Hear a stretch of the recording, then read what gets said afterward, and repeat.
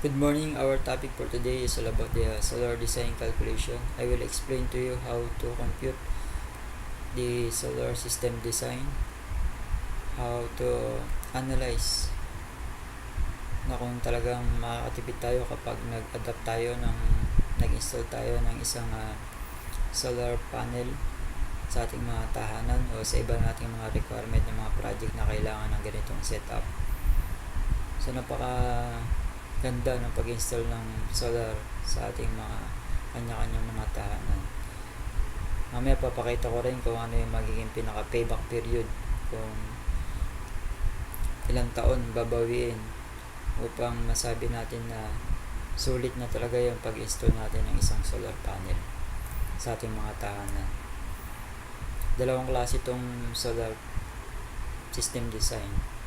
Actually, tatlo pa nga. Meron tinatawag tayo na on-grid, then the off-grid, then yung tinatawag nila na hybrid. Mamaya may mga example calculation ako from the on-grid and off-grid calculation sa solar panel design setup natin. So, i-explain ko muna itong mga kagandahan nitong solar panel. Unang-unang kagandahan nito is yung napaka-environmental friendly. Environmental friendly in the means na galing lang sa araw yung na-harness natin na energy.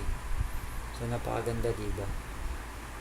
Di tulad ng mga coal, other thermal plant na nag-i-emit ng mga ibang mga gases, which is medyo may konting effect sa ating eco or environment. So itong solar panel, isa rin sa kagandahan nito which is low maintenance cost. So walang mga rotating parts na kailangan maintenance. More on linis lang to ng solar panel. Di tulad ng mga diesel, other plant, medyo mataas yung maintenance cost. Di solar panel, medyo mababa lang to maintenance cost nito. So umpisahan na natin. I-explain ko muna kung ano yan yung mga part ng isang solar panel setup, solar system calculation. Una itong system parts and its function ng solar design calculation natin. Una itong solar panels. Solar panel is the core part of the solar system, the most valuable part of the whole system. Its role is to convert the sun's radiation to electrical energy stored in batteries or supply for the electrical appliances to work. So ito yung example ng ating solar panel. Ganyan yung tsura niya. Ito mismo yung nag-harness ng radiant energy came from the sun. Then the next is the solar controller. The solar controller is to control the working status of the entire system and protect the battery from discharging or over-discharging in the large temperature difference condition. The controller should be equipped with a temperature compensation function. Its additional features such as light control switch, time control switch should be the options of the controller. So itong solar controller, siya yung pumoprotekta dun sa baka mamaya ma-over charge yung ating mga baterya. So mayroong solar controller, so mina-maintain niya yung output ng ating solar panel. Number 3, lead acid batteries or the batteries. Lead acid batteries, small microsystem, can also use nickel-cadmium batteries or lithium batteries. Its role is to store the energy when there is light emitted by the solar panel and then release when needed. So itong battery natin is yung mga deep cycle battery na ginagamit sa solar panel. Itong battery, dyan ma-store yung energy na nagmula from the sun, then going to the solar panel, then going to the battery. Then yung solar controller kanina, siya yung mag-stabilize or mag-control ng over discharging and discharging ng ating mga baterya. So itong pang-apat is the inverter. Generally, the direct solar energy output are 12 volts DC, 24 volts DC, and 48 volts DC, providing energy for a 220 volts AC electrical appliance. The DC energy generated by solar power system should be converted into AC power. So we need to use the DC AC inverter. So ito isang example ng inverter ng Lux Powertech. This inverter, may iba-iba tayong mga voltahe from 12 volts DC, 24 volts DC, and 40 volts DC. So inverter, so from DC to AC para magamit natin sa ating mga appliances, sa ating mga tahanan.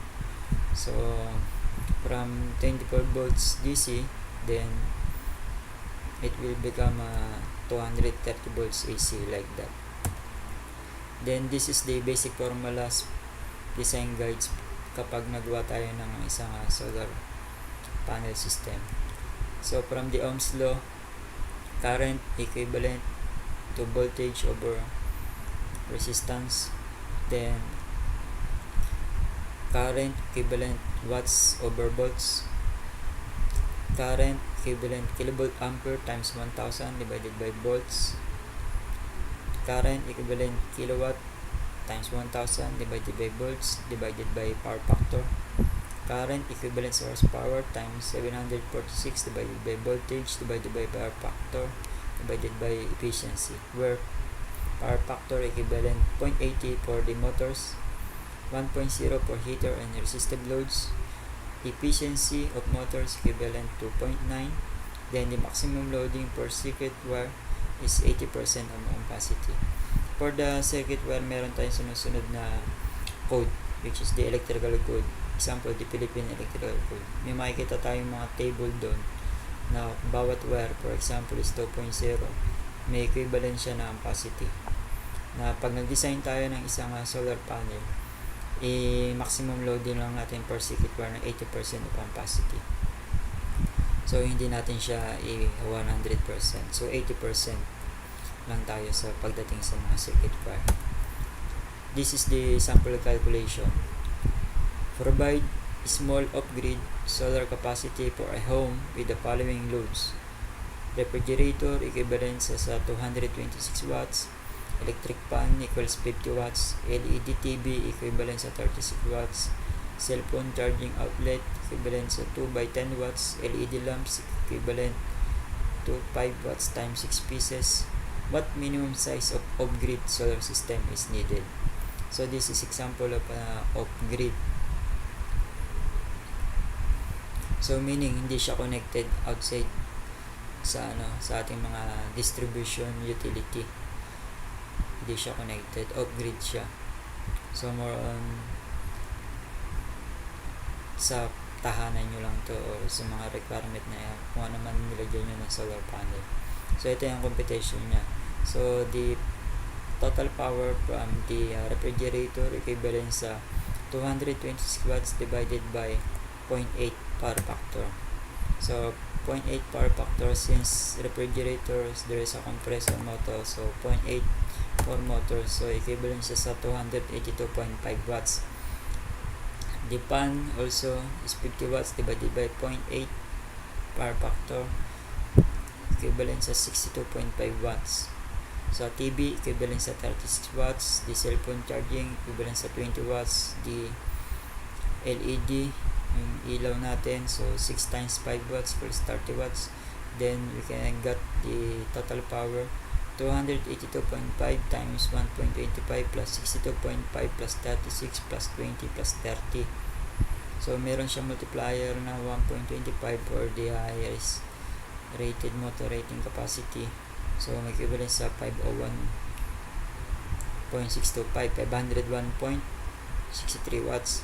So meron tayong power demand. So karaniwan di man natin na i-utilize yung mga natin, so magkaroon tayo ng demand factor na 80%.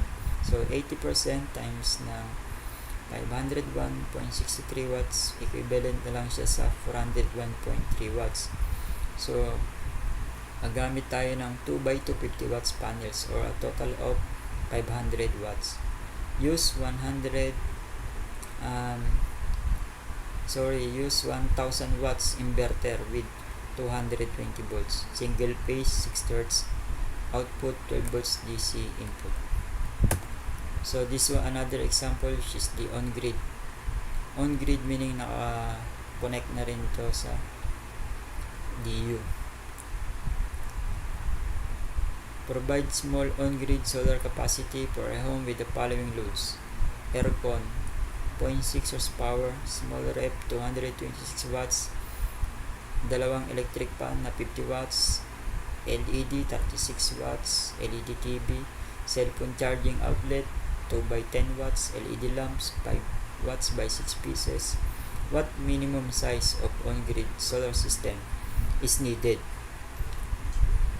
Sa aircon natin, so 0.6 HP, since naka-horsepower, convert natin ng wattage, so times natin ng 746 watts, since ang 1 horsepower natin is equivalent ng 746 watts divided by 0.8 power factor divided by 0.9 efficiency, equivalent siya sa 621.7 watts. So sa rep natin, equivalent siya na 226 watts divided by 0.8, equivalent siya sa 282.5 watts. Sa fan 2 by 50 watts divided by 0.8, 125 watts. TV 36 watts. Cellphone charging 2 by 10 watts o 20 watts. Sa LED TV natin LED light 6 times 5 watts equals 30 watts. So we got a total power of 1,270.62 watts kapag tinotal lahat ng mga wattage ng bawat appliance natin. So we got a maximum power demand 1,270.62 times 0.8, we got a 1,016.5 watts. So we can use 6 by 250 watts panel in series connections for a total of 1,500 watts. Use 1,500 watts grid tie inverter, 220 volts single phase 60 Hz output, 12 volts DC input. Paano nga ba mag-size ng battery? Example, assuming the 4,500 per month power bill, the estimated average load in watts is 4,500 per month divided by, for example, 10 pesos per kilowatt hour, then times 30 days divided by month times 24 hours per day. So we get 0.625 kilowatts or 625 watts. So we can calculate also the battery's ampere hour. Solar operation karaniwan is from ayun talaga nangyayari from 8 AM to 5 PM, which is 9 hours. Starting siya ng umaga hanggang alas 5 ng hapon, nandun yung solar operation natin, 9 hours. Battery operation, let's say 5 PM to 8 AM for 15 hours. For a 0.625 kilowatt average load, the load in ampere is 0.625 kilowatt times 1000 divided by 12 volts equals 52 amperes. So ampere hours equivalent sa 52 amperes times 15 hours, equivalent sa 780 ampere hour. Number of 200 ampere hour batteries. So 780 ampere hour divided by 200 ampere hour equivalent sa 3.9 units. Provide allowance for cloudy, rainy periods, and then add 50% capacity.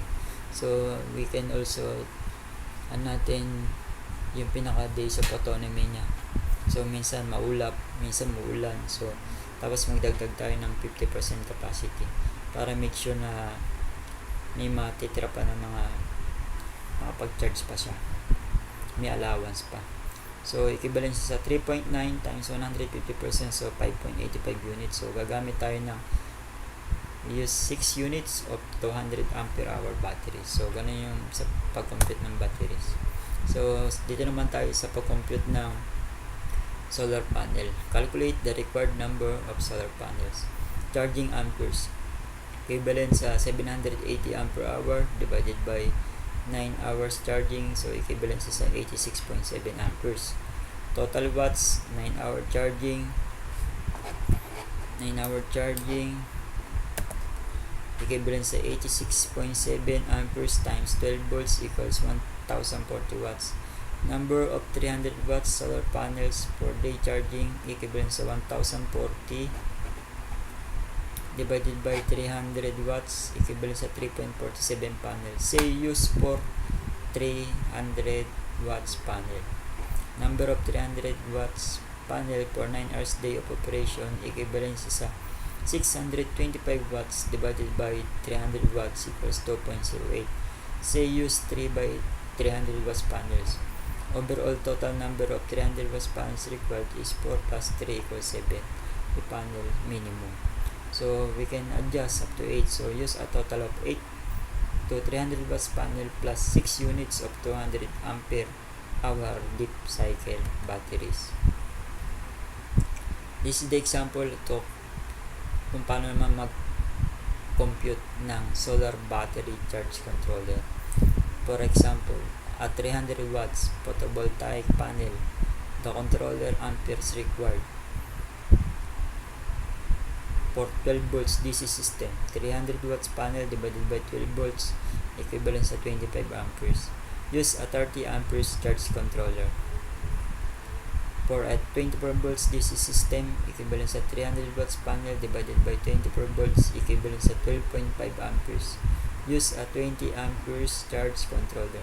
The standard charge controller ratings are 10 amperes, 20 amperes, 30 amperes, 40 amperes, 50 amperes, 60 amperes, 80 amperes, and 100 amperes.